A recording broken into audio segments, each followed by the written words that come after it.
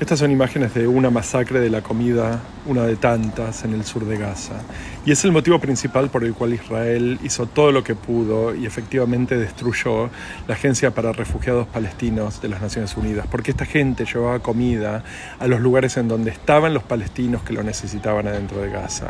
Israel lo reemplazó con 4 o 5 bocas de expendio en el sur del territorio y le está usando como carnada para forzar que la gente se mueva caminando kilómetros. Cuando llegan, los someten a este tipo de tratos y han matado alrededor de 200 personas.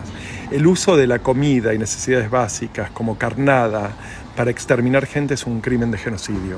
Titulares que no vas a leer en la gran prensa esta mañana. Estados Unidos ataca a Irán violentando el derecho internacional.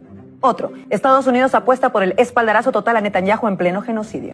Otro, no hay pruebas de que Irán cuente con armas nucleares como afirma Trump. Otro, Estados Unidos e Israel rompen el orden internacional. Otro, Estados Unidos e Israel son la mayor amenaza mundial. Todos esos titulares son correctos, pero no los verás en los grandes medios de comunicación.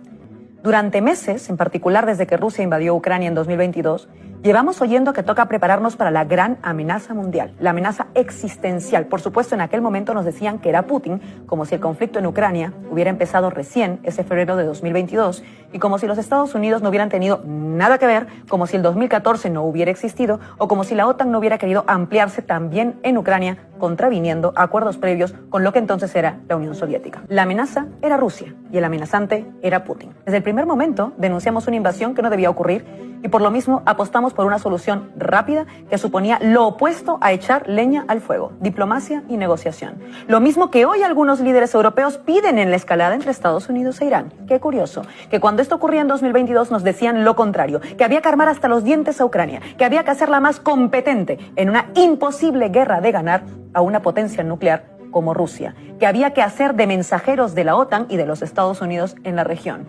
Y Europa lo hizo, porque la amenaza era Rusia y era Putin. Lo que nunca nos dijeron era amenaza para quién. Poner a China en el foco era y sigue siendo clave para este país, no para Europa. Pero claro, cuidado, es que China es un desafío. Falta que añadan el existencial en el documento. A ver si no lo hacen en la cumbre que empieza mañana. Se preguntarán ustedes por cuántas veces ha calificado la OTAN de amenaza existencial a Israel, a lo mejor. Porque si algo queda claro es que al menos, y sin ser justa, durante los últimos 20 meses hay un país que está violando todos los tratados internacionales y el derecho internacional. Y su líder cuenta con una orden de captura internacional que además no cumple. Y por tanto representa no solo una amenaza, ahora sí existencial, para 55.000 palestinos, sino también es el ejemplo máximo de desacato de nuestra arquitectura y por tanto garantía internacional. ¿Es Israel considerada una amenaza existencial por la OTAN? 55.000 asesinados después, la respuesta es no. Qué curioso, ¿verdad?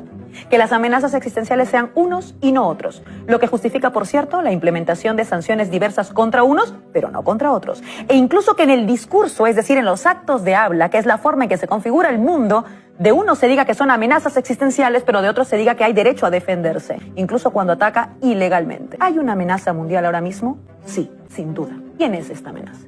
Los Estados Unidos. La evidencia, el ataque a Irán hace tan solo 2 noches y que escala un conflicto a niveles aún sin sopesar. El derecho internacional no solo lo viola quien lo rompe al actuar, sino también quien acepta esa ruptura y eso es lo que hace Europa ahora mismo.